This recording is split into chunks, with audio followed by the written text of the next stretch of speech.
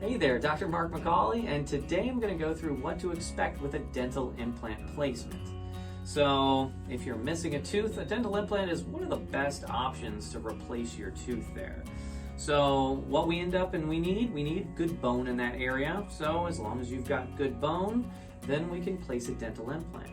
So what we end up and do is we get you in, we have you fill out paperwork, we numb you up really well in the area there, and then we can go ahead and we can actually start working. So we open the gums up, we expose the bone in that area, and then we can start drilling. We drill, you don't feel any pain, you'll probably feel some vibration, a little bit of pressure, but no pain in the area there. And then once we drill, we drill to the perfect depth, we drill to the perfect width, and then we can go ahead and we can put a dental implant inside. So that dental implant actually goes inside the bone. Once that dental implant goes inside the bone, we'll go ahead and we'll stitch the gums up over the top there, and we'll let that heal for several months there. Usually takes about between 2.5 and 3 months for a dental implant to heal, because the bone has to actually grow into the threads of that implant. That locks it into place so it's not going to come out.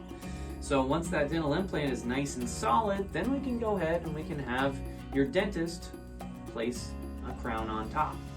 So then you've got something to chew with. So that is what we like to see right there. So that's what to expect with a dental implant. Thanks.